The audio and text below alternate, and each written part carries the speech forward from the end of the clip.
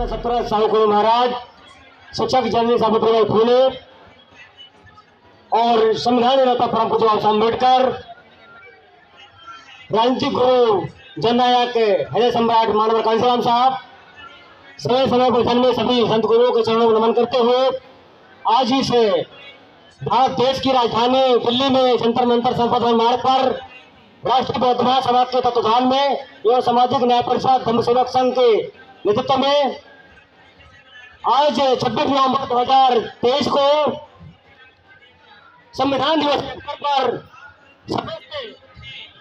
मंचासीन हमारे मुख्य अतिथि राष्ट्रीय बौद्ध महासभा के संस्थापक अध्यक्ष माननीय धर्मप्रकाश भारती जी को मैं सबसे नमन कर वंदन करता हूं और सभी हमारे प्रदेश के प्रदेशाध्यक्ष एवं सचिव और देश देश कोने कोने से आए जिले और संभाग और ब्लॉकों से आए हुए सभी उपासक और उपासिकाओं को सभी को नमन करता हूं।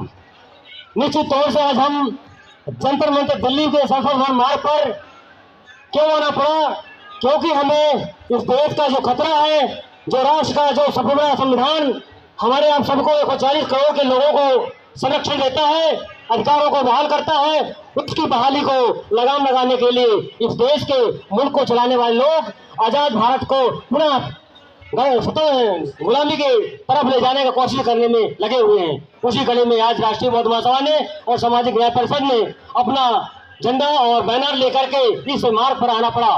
निश्चित तौर से बाबा साहब के बनाए संविधान को किसी हालात पे मरते जिंदा जब तक एक एक खून कतरेगा बाकी नहीं जाएगा जब तक संविधान जिंदा रखेंगे हम सभी लोग भारत के 144 करोड़ लोगों के रक्षा के लिए। राष्ट्रीय बौद्ध महासभा उस खेत की लड़ाई नहीं है, उस कोई खेत और खलिहान की लड़ाई नहीं है, तो देश के लोगों के मुल्क का जीवन की लड़ाई है, क्योंकि उसका जीवन पानी और हवा जैसी चीज को इस देश के लोगों को देता है।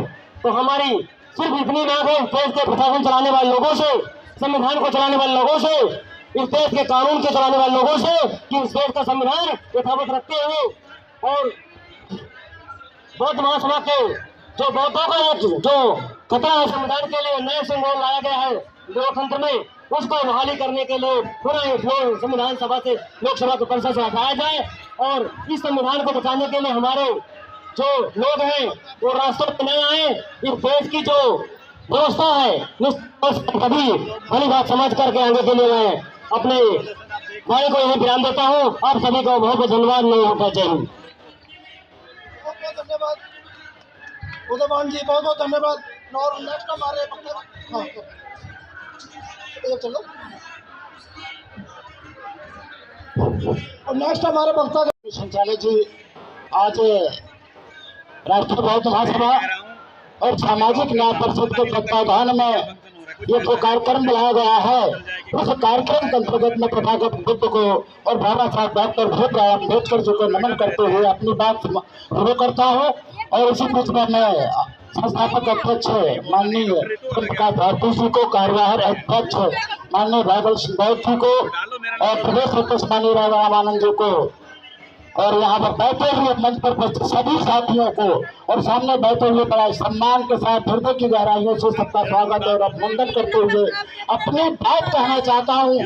साथियों, इस देश में उन तमाम लोगों की जाति जनगणना होती है, उन तमाम लोगों की, लेकिन इस देश में सही ढंग से आज तक जाति जनगणना जो होनी चाहिए तो वो नहीं हो रही है। मैं आज इस मंच के माध्यम से राष्ट्रपति महोदय को जो ज्ञापन दिया जा रहा है उनसे हम निवेदन करते हैं कि इस देश में रहने वाले उन सभी व्यक्तियों की जाति जनगणना कराई जाए जिससे उनकी आर्थिक स्थिति का पता चल सके, जिससे उनके सामाजिक स्थिति का पता चल सके और उनके पता करने के बाद उनके संविधान में दिए प्रदत्त अधिकारों के द्वारा उनको संपूर्ण न्याय मिल सके। इसलिए मैं राष्ट्रपति महोदय को ये अभिनंदन कर राष्ट्रीय महोदय जी को मैं ये अपील करना चाहता हूँ कि इस देश में जाति जनगणना कराई जाए जिससे जाति जनगणना के माध्यम से भारत का विकास संभव हो सके।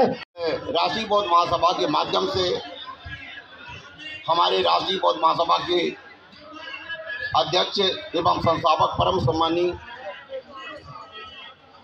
धर्मप्रकाश भारती साहब तथा राष्ट्रीय कार्यकारिणी के सभी पदाधिकारीगण तथा पूरे देश से सभी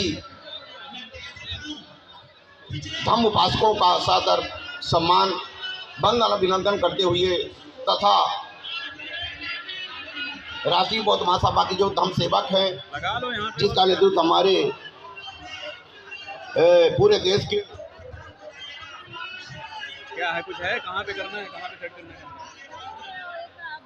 निश्चित ही वो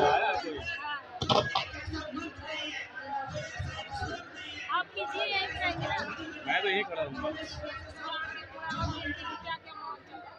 मैं आज जो हमें बोलने का जो विषय दिया गया है वह करता हूँ कि वो मुझे इजाज़त दें, तो मैं आगे की कार्रवाई शुरू करता हूँ। तो हम सबसे पहले हम मुद्दे पर ही आते हैं।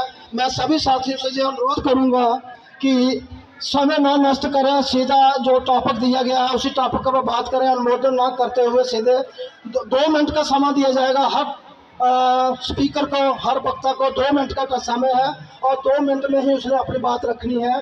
तो मैं बार बार ना उठकर उनको पीछे से तंग करूं, तो मेरी सभी वक्तागणों से प्रार्थना है कि वो 2 मिनट में ही अपनी बात रखें जो उनको टॉपिक दिया गया है।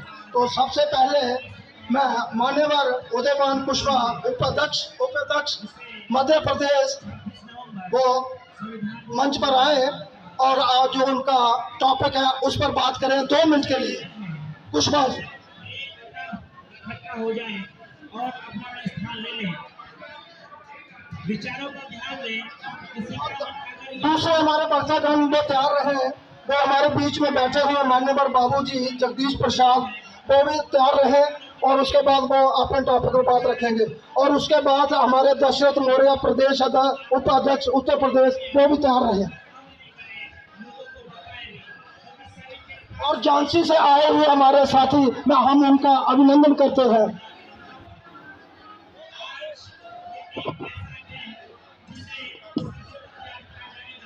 सर्वप्रथम गरीब के बीच में न पड़ने वाली खाई बन गई है।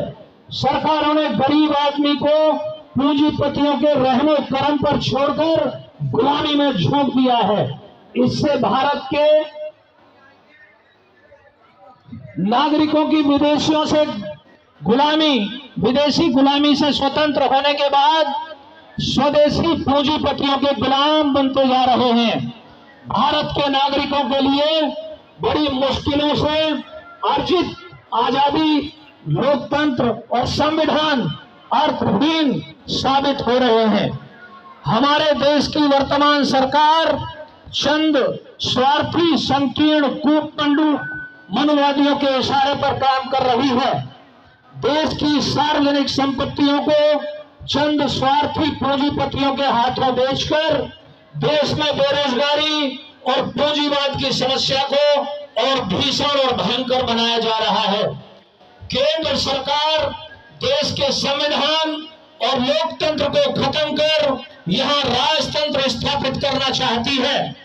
सर्वविदित है कि पिछले 9 वर्षों में वर्तमान सरकार ने संविधान और लोकतंत्र के विरुद्ध जाकर संवैधानिक संस्थाओं का घोर दुरुपयोग किया है। न्यायपालिका के निष्पक्ष संचालन को भी प्रभावित किया है। सदियों की गुलामी और अनगिनत कुर्बानियों के बाद